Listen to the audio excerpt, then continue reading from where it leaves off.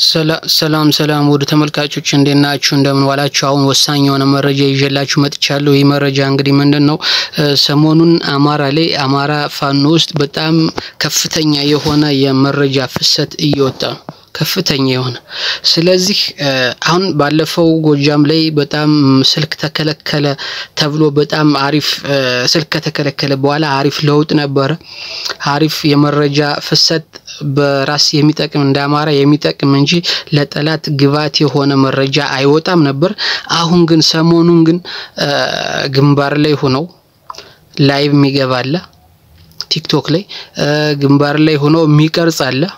ያ ማለት የአማራን ፋኖ የውጊያ ስታይል እንግዲህ ከኋላ ሆኖ እየቀረጸ ምን አይነት የውጊያ ሲስተም እንደሚጠቀሙ ለመንግስት የሚያደርሳለ የፖስተ ፋኖን ያጀገነ መስሎ ፋኖ እንደዚህ ነው ጦርነት ሰርጉ የሆነ ህዝብ እያለ ያንቆለጳጳሰ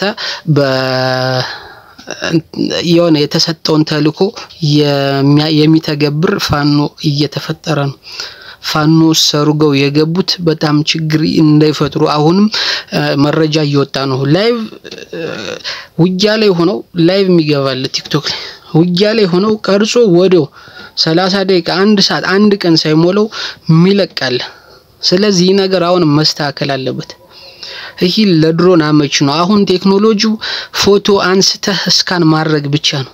ቴክኖሎጂው በጣም ፎቶ አንስተ ፎቶውን ያ ወይም ቪዲዮውን አስገብተህ ያለህበትን መልክዓ ምድር የሚነግርበት ሁኔታ ቴክኖሎጂ አለ። ስለዚህ በዚህ ሁኔታ ፋኖን ለማስጠቃት የገባሉ ሰርገው። ስለዚህ ባለፈው የስልክ የተከለከለው ተጠናክሮ እናም እንደገና ተሻሽሎ እርምጃም ተጨምሮበት ተሻሽሎ መቀጠል አለበት እንጂ ስልክ ማንም እየቀረጸ ፎቶ መልቀቅ የለበትም፣ ቪዲዮ መልቀቅ የለበትም።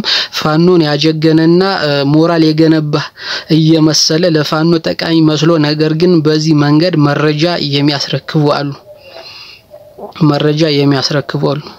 አንዳንድ ደግሞ እነ ማርሸት የሚፖስቷቸው ላይ እዛው ውስጥ ሆነው ኮሜንት የሚሰጡ አሉ። እዛው ውስጥ እነ ማርሸት ጋር ሆነው ማርሸት የሚፖስታቸው ላይ በኮሜንት መረጃ እየተቀባበሉ ነው። ስማቸውን ይተዋወቃሉ። በሌላ ስም ነው የከፈቱት። ፎቶ የራሳቸው ፎቶ የለም።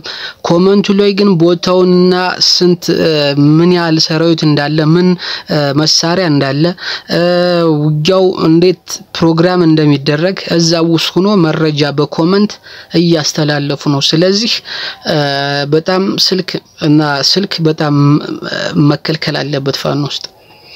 አሁን ማርሸት ሰሞኑን ስለ ዘመነ ካሴ አሞግሶ የጻፈው አለ። ስለ ሀገር አወቃቀር የፖስተው አለ ዛሬ። እሱን ላይ ኮሜንቱን ገብታችሁ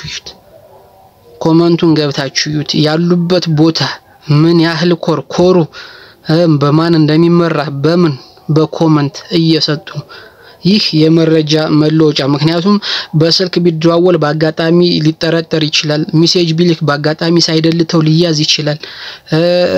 እንደዚህ ከመዘናጋት የመጣባቸውን ችግር መረጃ ፍሰት የመረጃ መቀየራቸው ሁኔታ ደካማ ስለሆነ ብለው ኮሜንትን እንደ አንድ የመረጃ መቀበያ ዘዴ አድርጎታል ብልጽግና። ስለዚህ እዚህ ላይ በጣም ከባድ የሆነ ስልክ እዛ ውስጥ መከልከል አለበት። በስልክ እያነሱ ላይቭ እየገቡ ነው ቲክቶክ ላይ። ወዲያው ነው ወዛው ላይ ውጊያ ሆኖ ወዲያው ይፖስታል ፌስቡክ ላይ። ስለዚህ በዚህ ሁኔታ መረጃ መቀባበል ስለተጀመረ ፋኖ እንደ ፋኖ ስልክ ማንም ፎቶ ማንሳት የለበትም፣ ማንም ቪዲዮ መቅረጽ የለበትም፣ ማንም የፈለገውን ሰው እያነሳ መልቀቅ የለበትም። ይሄ ባለፈው ተጀምሮ ነበር፣ አሁን ችላ የተባለ ይመስለኛል። እንግዲህ ስልክ መከልከሉ እንደ ጎጃም ወጥቷል፣ አሁን ግን ቀርቷል ያ ነገር። ስለዚህ ማንም ቪዲዮ መንገር ላይ ዘመቻ ሲሄዱም ሁሉ እየቀረጹ ይለቋሉ። ያ በጣም አደጋ ነው። አሁን ሰሞኑን በዚህ ሁኔታ ከቀጠለ ብዙ በድሮን የሚሞት ፋኖ በጣም በግፍ የሚሞት ፋኖ ልናይ እንችላለን በዚህ ሁኔታ ከቀጠለ። ስለዚህ ይሄ ነገር በጣም መስተካከል አለበት። ይሄ ነገር ለአማራ ከፍተኛ የሆነ ለጠላት ሞራል ይገነባል። ከፍተኛ የሆነ አማራ በፖለቲካም በውጊያ የሚያዘውን የበላይነት የሚያጣበት ሁኔታ እንዳይመጣ ይሄ ነገር በጣም በጥንቃቄ ሊመለከቱት ይገባል። ይሄ ነገር መስተካከል አለበት። በተመሳሳይ ወሎ ላይም አለ እንደዚህ፣ ጎንደር ላይም አለ። ስለዚህ በጣም ራስን መፈተሽ ግድ ነው። ይሄ በጣም በስንት መከራ ከዚህ ደረጃ የደረሰ ትግል ነው። በስንት መከራ ስንት መስዋዕት የተከፈለበት ነው። ነገር ግን ፋኖ እያንዳንዱን የመረጃ መቀበያ ሲስተም ስላወቀባቸው በዚህ እየመጡ ነው። እየተዋጋው ነው ብሎ አንዳንድ ብቻ የዘረኝነት ነገርም ጎጃም፣ ጎንደር፣ ወሎ፣ ሸዋ ብሎ የሚለቅም እኮ አለ። ስለዚህ ይሄ ነገር በጣም መስተካከል አለበት። ይሄ ነገር ሴቭ እየተደረገ አሁን ለመከፋፈል ፋኖ ውስጥ ሆኖ ለመከፋፈል የሚናገረውን ከቻላችሁ የትም ላይ እንዳገኛችሁት ዳውንሎድ አድርጋችሁ ለሚመለከቱ አካል ብትልኩ ያልሽ በቀላሉ ተይዞ የሆነ አስተዳደራዊ እርምጃ የሚወሰድበት መንገድ መፍጠር አለብን። ይሄ አሁን ሊሆን የሚችለው ምንድነው? የተደራጀ የሆነ የሚዲያ ተቋም መኖር አለበት በፋኖ ውስጥ። ይሄ ቢደራጅና ይሄ ቢቋቋም አሪፍ ነው። ነገር ግን ይህ ነገር እስኪደረግ ግን አሁን እንደ ፋኖ ስልክ መጠቀም፣ መቅረጽ ምናምን ላይ መግባት በጣም መከልከል አለበት። ይሄ በጣም ብዙ መስዋዕት የሚያስከፍል ነው። እዚህ ደረጃ የደረሰን ትግል ወደ ኋላ ሊጎትት የሚችል ስለሆነ በተለይ ደግሞ አብዛኛው ደህንነቶች እና አብዛኛው የመንግስት አካላት ፋኖች እዛው በተለይ የፋኖ አመራሮች በሚፖስቱት ፖስት ላይ በኮሜንት የመቀየር ሁኔታ ሲስተም ስለያዙ ስለዚህ ይሄ ነገር በጣም በጥልቀት መታሰብና ለግምገማ ቀርቦ መከልከል ያለበት ነገር ነው። የስልክ ላይቭ መግባት አትሊስት ራሱን ፎቶ አንስቶ ይግባ ያዝ ማስታወሻ ነው።